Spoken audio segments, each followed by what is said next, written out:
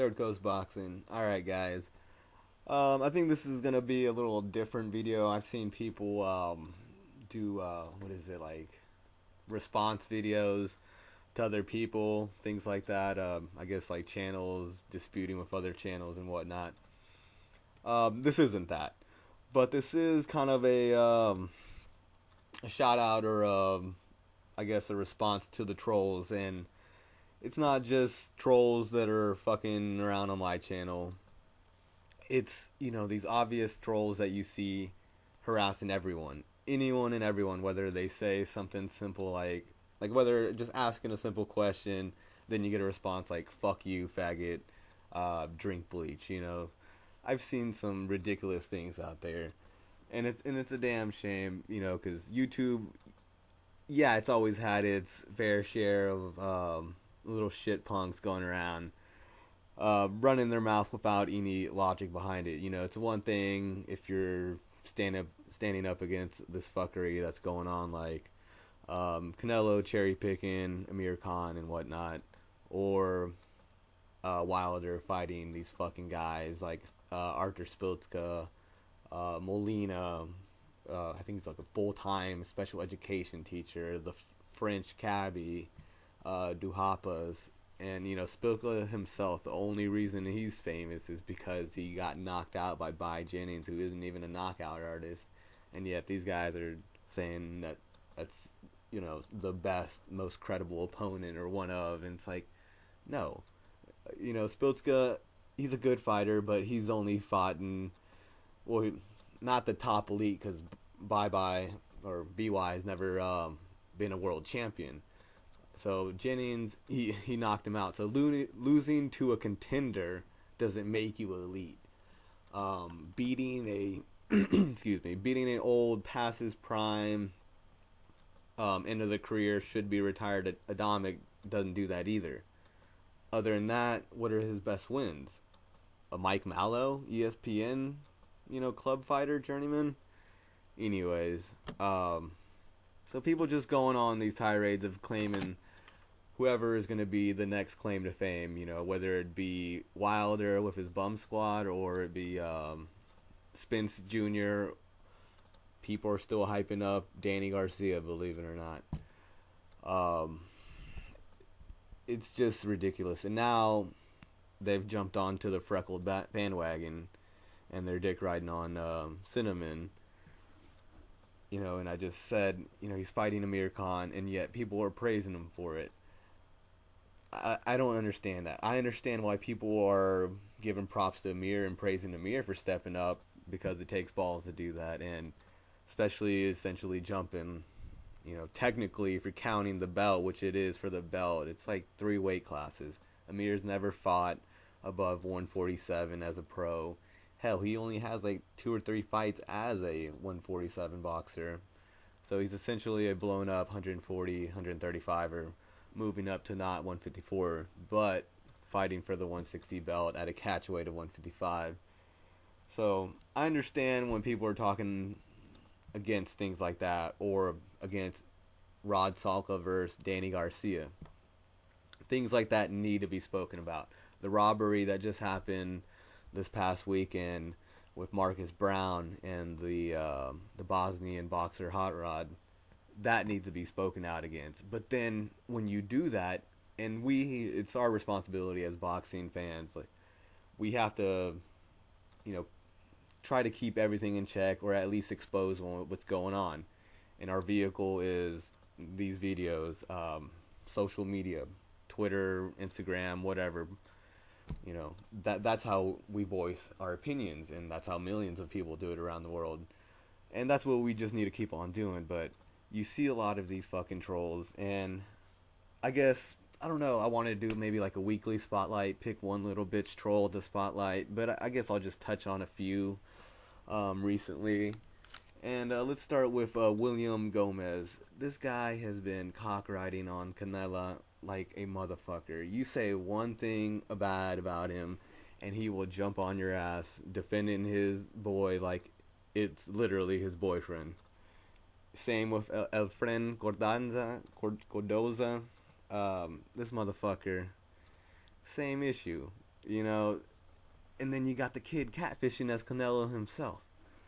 And that guy's real name is David Carlon.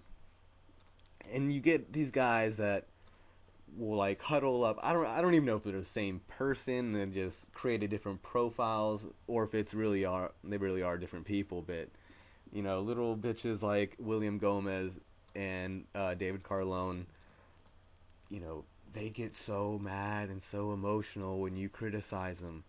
When you criticize their man crush, you ask them, well, why is he not fighting Triple G like he said live on pay-per-view after the Cotto fight? He said he'd fight him right then and there. Okay, so why is he not fighting them afterwards? I mean, Canelo himself said it. He also said he was born ready, unless that's not true. And according to Oscar, in an interview he just admitted that Canelo is not ready. So we're getting conflicting evidence from the same promotion. So someone's lying. To you fanboys, who is it? Is it Oscar De La Hoya that's lying and saying Canelo isn't ready? Or is it Canelo himself lying when he said he was ready, but he's really not because he's ducking Triple G. He's ducking Charlo, Andrade. He's ducking everyone that's a legitimate threat.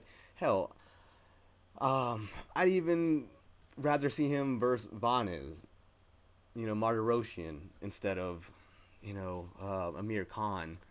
Nothing against Amir. I think he's an exciting fighter, fast hands, but I mean, if weight classes don't matter, and according to Canelo fans, the reason that this fight is happening is because, well, Amir's fast, and since weight classes don't matter, he can be brought up in weight. Okay, well let's go ahead and use that logic.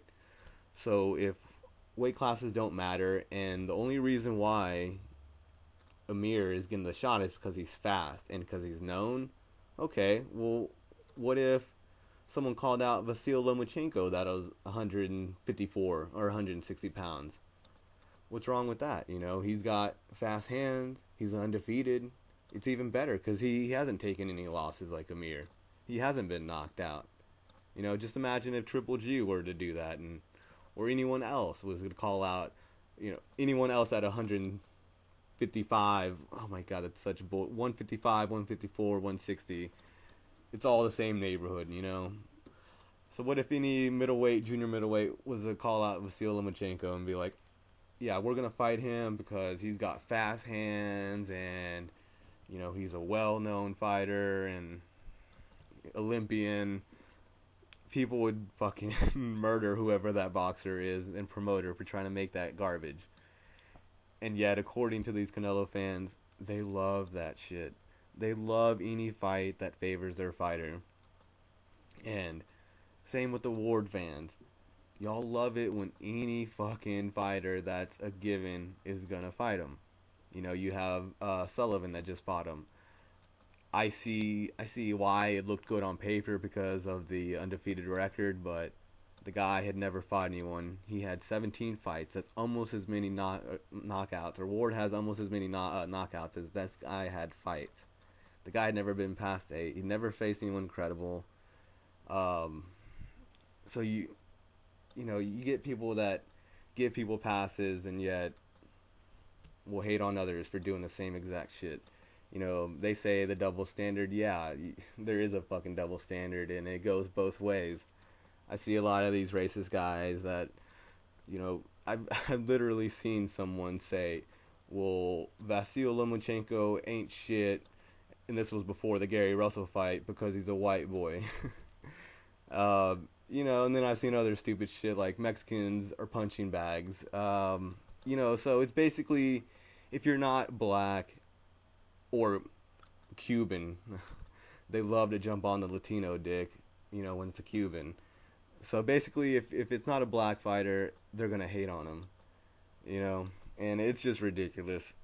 And I see these other trolls, and it goes both ways with some of these Mexican guys, and, I get it. As a Mexican myself, we support our own, or at least, most of us do. Some don't care at all, but I think most of us do. We support our own, but I stop until my guy gives me a reason. So I used to be a Canelo fan, and then I noticed he kept on fighting smaller guys like Baldomir, Gomez, Hatton. older Kodo. I was like, what the hell is going on here, And I just realized that was a pattern. It wasn't a coincidence. It was a pattern. It was multiple times. And then when he cherry picked Josecito Lopez, a former 140 pounder, and brought him up all the way, skipped over 147 and jumped straight into junior welter or junior middleweight.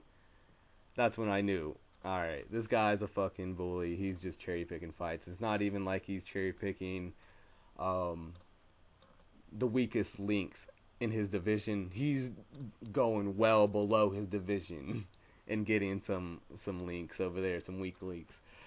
So it's hard to be a fan of that anymore. I don't know what it is with these guys, if it's really just the nationalism that they have to defend their guy to the very end, or if they're just fanboy dick riders that are just blinded by their man crush. So I don't know, but it's just sad that we want to see the best fights, we want to see the best matchups. Fuck the political landscape, barriers, and all that. Real boxing fans, we want to see whoever it is fight the best, as long as it's realistic. And by realistic, I mean guys in their own weight class, not trying to jump ahead 2 to 3 weight classes, or someone cherry picking a guy from 2 divisions below who's never even fought at the division below his before. So you have these guys also, a few of you guys touched on it before. I forgot what the guy's name was, but he was another classic, man defender of his little redhead.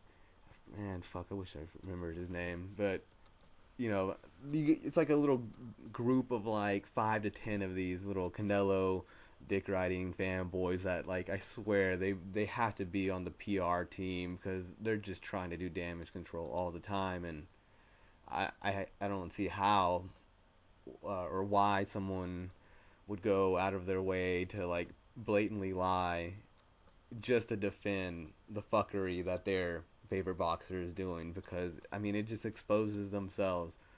So I hope to God that for their sake they are getting paid for this, or it's some kind of one person that has an obsession and is creating these multiple accounts and harassing everyone that has an opinion, or is calling out these bullshit fights, any kind of fuckery that's going on. That's the responsibility of us. We have a voice, and if not, you're just a commentator, okay, comment, say the bullshit that's going on. And it's sad that we can't do that without getting harassed and just getting spammed and bombarded by all these little trolls. Anyways, it's a little, I don't know if I'm going to do this like every week, try to pick out one little troll and, or just try to compile a list of them, but I don't know. We'll see how it goes. Also, another special shout out to Eric Gordy, little fat boy troll too. He's the guy that's going around like in a Joker, like a cartoon Joker avatar. And I've seen him say some stupid ass shit. Like, some guy will be like, "Oh, where are they at?" And he'll be like, "Your mom was pussy." Like stupid ass shit. I saw someone ask, I thought this, or it was with the Amir Khan and Canelo press conference there in London. He's like, "I thought this was in London. Why am I hearing some people speak Spanish?" Here comes Eric Gordy. Kill yourself, you faggot. It's like, what the fuck? Like, you literally like see some of the stupidest shit. And I don't know if these guys really think that, the harder they type, the tougher they are, But, I would love, if anyone has any kind of computer skills, tracing IP addresses, man, y'all should really start putting these trolls on exposure. Or, hell, help me. Let me know if you're technical savvy like that, and I'll give you a list of names and some links, to emails, and you guys can discover who these guys are. You know, I saw a top 10, one of those like richest videos. I don't know if y'all watch that or subscribe to that channel, but they have like, you know, just random like top stories, and this one was like top 10 or top 5 trolls, you know, and it's hilarious seeing that these guys go and fuck with someone hard and then get exposed. Like one of them was actually a cop, ended up harassing this lady, and I forgot how he got exposed. I think she might have hired like some kind of computer tech guy, and they ended up tracing it to the police department, and they didn't do anything, of course, because he was a fucking cop, and you know how corrupt that is, kind of like boxing. But yeah, if anyone has any kind of computer hacking skills, you're able to trace IP addresses, get some kind of basic information, that would be great, because I would love to put a face to these people. Anyways, let me know what you think. Any more trolls that need to be put on blast, or do you think it's just part of the, you know, sport growing? Because I remember, you know, in 2008 when I first started YouTube on my other just my personal channel, Ellie Setback had like 30,000 subscribers. You know, some of these boxing channels, like the Boxing Voice, was non-existent back then, and I mean, I wish I had knew about, like, boxing was dead basically at that time. You know, if I'd known that it was gonna grow, maybe I would have started this earlier. You know, but you know, is it part of? I just wonder, is it part of just boxing growing and getting more fans, that it's, you know, a numbers game? It's bound to happen. We're gonna have these fucking fanboys doing this, or is it, you know, just one guy or a group of guys that are just fucking crazy obsessed and get up and get mad and emotional when you criticize any one of their fighters? I don't know. Either way, it's fucking crazy and bullshit.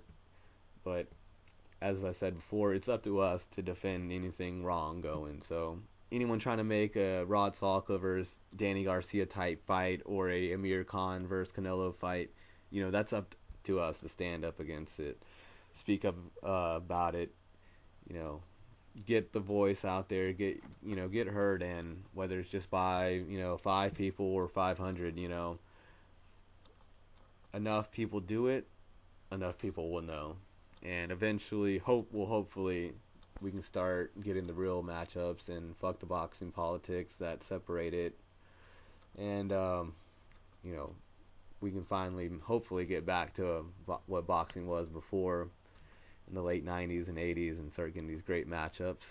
Until then, all we can do is try and hope. Alright, Third Coast Boxing. I'm out.